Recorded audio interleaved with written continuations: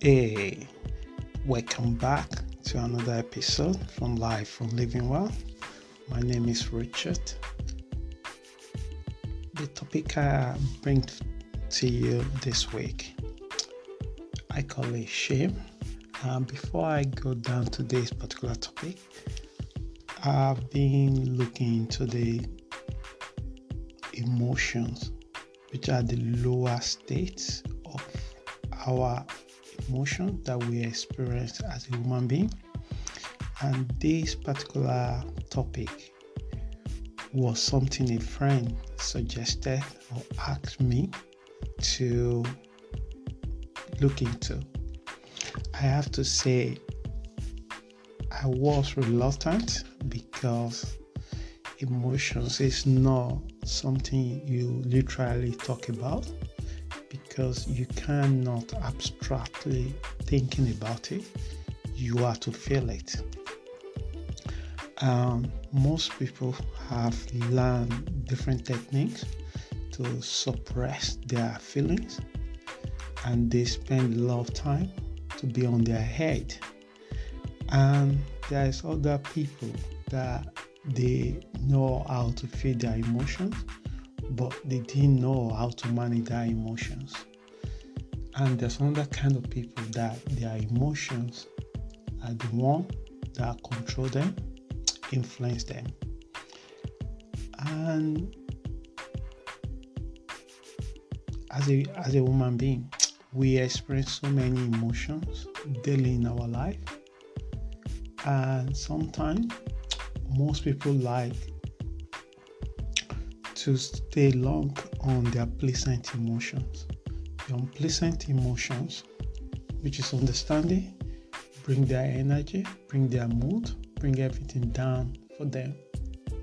And the way they feel this particular emotion do have a significant impact on their life. So before I start this topic, I quickly want to say, if you want to find out what this community do, you can find out more on our website at www.lifeforlivingwell.info.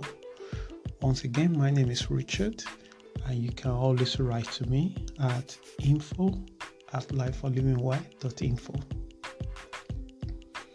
So let's get to it. Until recently, I've been dived into human lower states of emotions. Last week, I talked about pride. This week, I wanted to talk about shame. At one point in time, everyone will have experienced this emotion with different stages of it.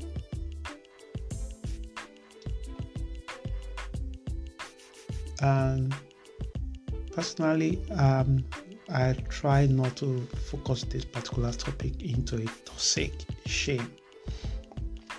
And the reason for that is so deeper than just talk about it in 15 or 20 minutes, or even talking about it based on individual personal opinion without actually have any full details and understanding of what it actually means. But I'm trying to look into shames, how we are affecting people in another way of their life. Human beings have used shame to control others. They have used shame. Parents sometimes use shame against their children in order to manipulate or control them or force them to do something. But I'm not going to look into that as well. I'm going to look shame as overview emotions, how it impacted people's life directly, and how you can techniques you can follow to manage it much better if you constantly experience shame frequently in your life. based on events that happened in your life in the past. Okay, let's get started. So, in the previous week, I talked about pride. We look into pride as another lower state of emotions. And we talk about how our society make it look fanciful, and when you look around you, it look like we live in a time where everybody is prideful about their look, about their acquisitions, about their status. But that's not the case. And we also talk about how the pride affecting our relationship in a toxic way. But today I'm only going to focus on shame, where the shame comes from, why shame as an emotion have strong impact on us. But this week, a friend asked me to talk about shame. At the time, I didn't know how to go about it. I didn't know what exactly I can talk about it. I know personally at one point in time in my life, I've experienced shame in different area of my life in the past, and I've outgrown and overcome it, and I dealt with it. I confronted it, and sometimes I don't actually remember it, so I still don't know how could I explain it. But after dedicated time in this week, meditating on it, working on it, I get deeper into it, and then I come up with this review which I wanted to share with you through this podcast. So because you cannot just think or in abstract way about shame, but you can only understand shame by feeling it. Many people have used tactics to avoid it. So what a lot of people do is to suppress it. They distract themselves from it, but it's still there. And what comes to happen in people like that shame so build up in them that it creates another negative emotions. They get angry easily. And if you just look at the anger, you would think like they are just an angry person, but perhaps there was a lot of build behind shames behind it. It makes some people withdrawn. It makes some people extremely shy. Charles Darwin actually do observe what impact shame has on people on the physical evidence. He said that their body look more sluggish. They a little bit more shy. And that tells you that it's not just what you feel. It's something that also appear into your physical body at the same time. So the question is how it affected people in their health, psychologically, mental, and how it affected their relationship with themselves and the other. And this is what I wanted to look into. As I said earlier, I'm not going to let this particular topic dive into a toxic shame. This is just looking into shame as overall, rather than looking at it or cover the area of other shames, which is toxic shame. But I'm looking into it, how our own expectation of ourselves, our ideas, when those ideas doesn't materialize, the emotion that we felt is more shame. If you sense that to be a man, it means you have to be able to provide or become so and so. And when you do not become those things, automatically you experience shame because you are not meet up to the standard, the society, yourself created for yourself, and you constantly ruminating about what might be.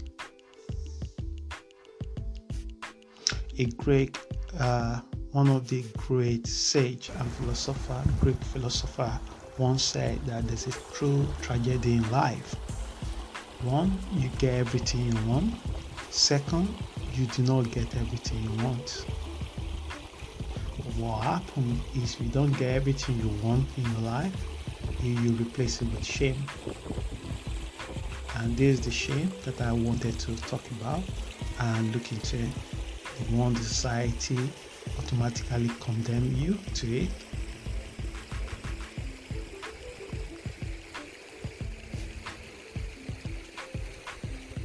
So that's the reason why I try not to focus on a toxic shame, because toxic shame mostly, for example, derive from sexual abuse, and going to that area, it will go beyond 15 minutes that I have.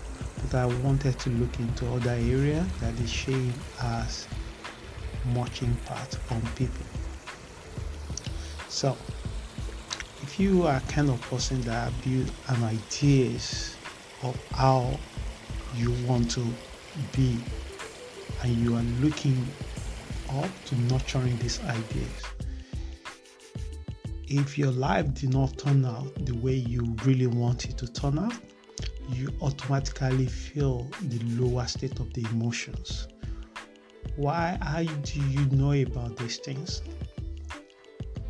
Because emotions, just emotions.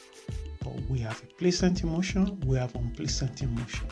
But the shame is a kind of emotion that fall into the unpleasant one, because we've been condemned by our tradition, by our peers group, that if we can or not able to produce or become like this, then we are not worthy of a human being. We are not worthy of a person.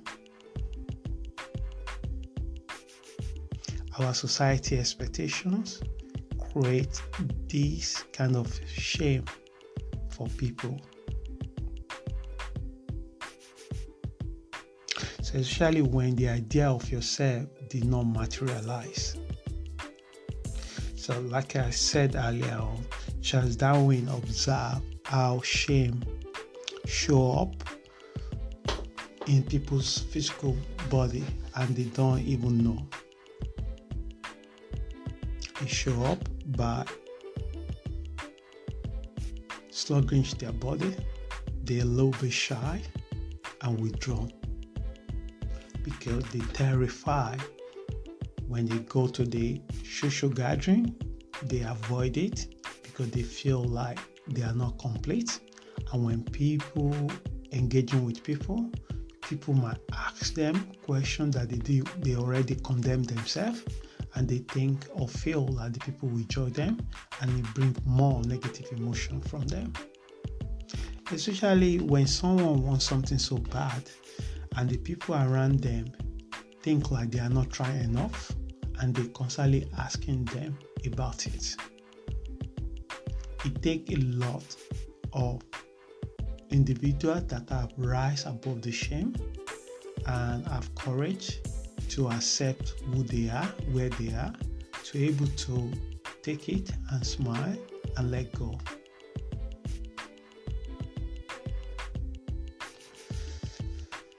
So let's take a break and then we come back. So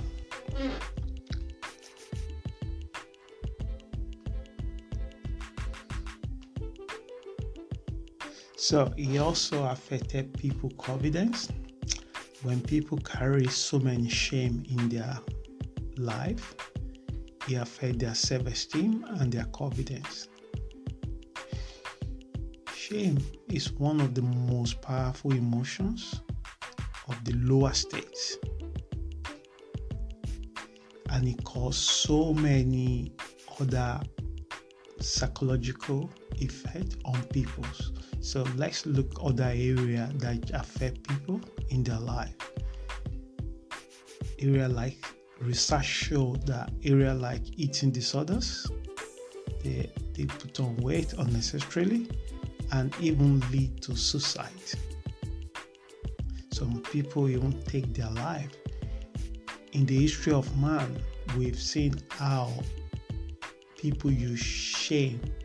Imagine many years ago when there is a war from one tribe to another tribes. They not just kill each other. Sometimes they rape their women in order to bring shame to the whole community. Some people have contagious diseases where their family have been banned and been shamed and they couldn't go back. People even use debt to shame each other. So we can see how shame shows its ugly head in our society. How much more when we also shame ourselves, when our ideas of ourselves has not materialized because of the society and the tradition and our own expectation for ourselves.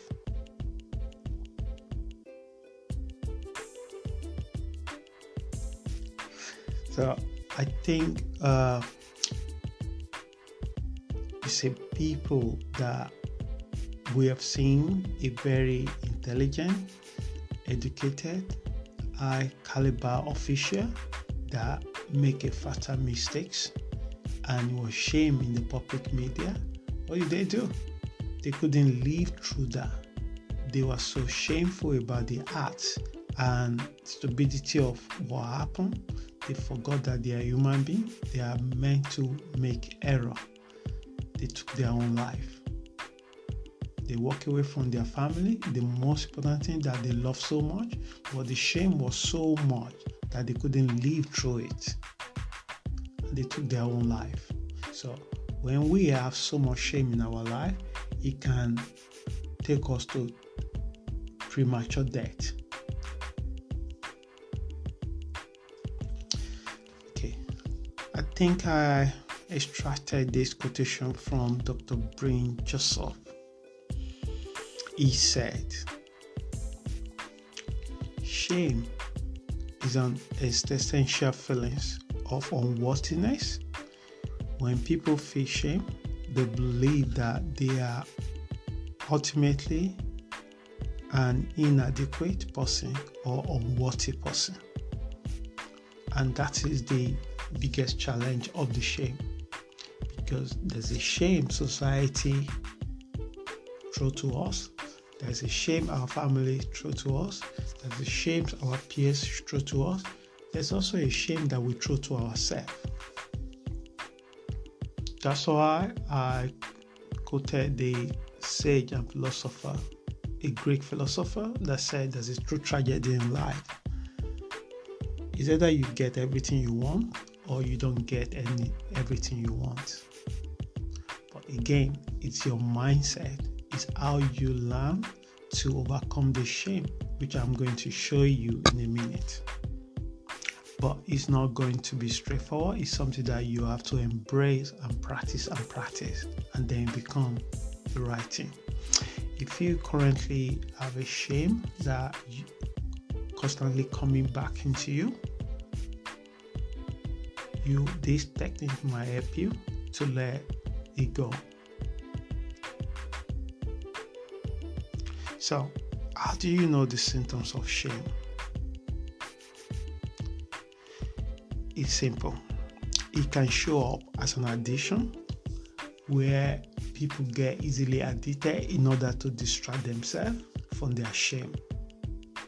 Is that overeating or gambling or alcohol or just addicted to anything that constantly take them away from that lower state of emotion. People that experience shame, they blame themselves a lot. So I call it self-blame. They take ownership for things that they have no control about. They constantly blame themselves for the way they are. rather than what happened. Also, shame also shows itself through anger. Sometimes you meet somebody and you say, oh, this person is angry a lot. With everything that happened to them, all the emotion they experience is anger. They don't experience frustration, they don't experience disappointment. If they are disappointed, they show anger. If they get frustrated, they show anger. If they get uncomfortable, they show anger. But if you just look at them based on anger alone, you will miss the trick. So what is beyond their anger is a shame. If they learn how to release the shame that they are feeling, the anger will disappear. So, how do you overcome shame? That's the question. So there is some practical tips I'm going to give you. Some people use therapy. It does help. Some people use talking to your closest friends or family. You can't just talk about this thing with anyone. You got to know who you really close or trusted to share this, because sometimes when you talk about your shame with somebody that you trusted or care, something miraculously happened. Evaporated like a thin air. Another way I've learned recently is to learn to let go. How do you do that? Is to not focus on what creates the shame, focus on the feelings that you are having from it. If the feelings is shame, so you release the feelings and the rumination itself will go. And how do you release that? Is to surrender, to believe that what happened to you is not something you have the control over, and then you release it. So the way you release it is to surrender. Surrender is a very word that most people hear, but they didn't know what it means. Sometimes you want to go out of your house and it's raining a lot and you have no umbrella. What do? You surrender to the nature. How do you surrender? You let the rain rain and you wait until the rain to come down and then you leave. At that time, you might get irritated, but you accept that this is go beyond your control. But what we normally do is holding accountable for something that we have no control about. So, with the surrender, you probably do this few times before your subconscious accept it and it become norms, and then shame will disappear. So, bringing this podcast to end, and I hope this particular podcast helps someone. If you experience shame currently in your life, I pray that may you find a pathway that allow you to overcome this, and then don't quiet. Speak to someone, speak to family or friend that you are closer to, and share this. Speak to professional, find a good therapist that can help you through it. And if you want to follow the third one, constantly try to surrender it. I hope this particular podcast helps someone. Like I said, if you have any question, you can write directly to me at Life for Living Well. My name is Richard. Have an amazing day and thank you.